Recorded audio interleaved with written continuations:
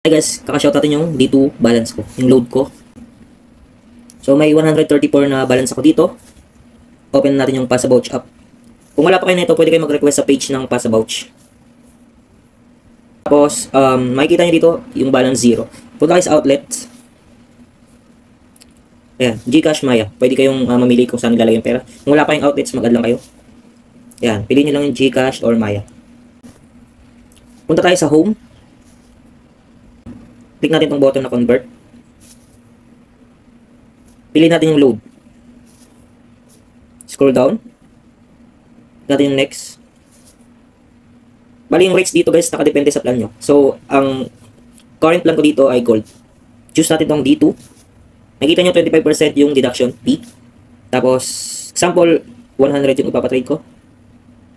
So, makikita nyo dito yung cash equivalent, 75 pesos. Click natin convert. Then, ito yung number niya. Click natin itong copy. Tapos, mag-open automatic yung D2 app. Swipe lang natin pa kanan. Share load in data. Paste natin dito yung number na kinapin natin sa Passabouch. At, ilagay natin yung 100 load kasi 100 lang naman ipapasa ko.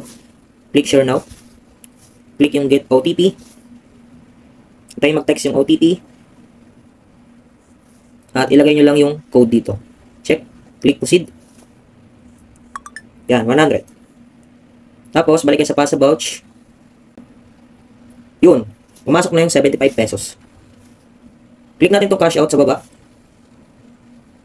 At mag-create lang tayo ng cash out request. Mamili lang kayo kung sa Gcash or Maya. Sa Gcash kayo ka-cash out. Gcash. Type amount, 75. Click submit. Wala pang laman yung Gcash natin. Antayin natin pumasok. Antayin natin mag-complete. Nakikita nyo dito pending. Refresh lang natin. Yun. Completed na yung transaction natin. Makikita nyo dito, completed. Ayan, 0 na yung balance natin dyan kasi nakash out na natin siya. Makikita nyo sa transaction history. Gcash, refresh lang natin. Yun guys, makikita nyo yung Gcash natin nagkalaman na. May matatanggap yung message, kagaya nito, Passabouch. This is to confirm that your cash out request is completed. Meron din sa email ng Passabouch na makikita nyo completed yung transaction. So yun guys.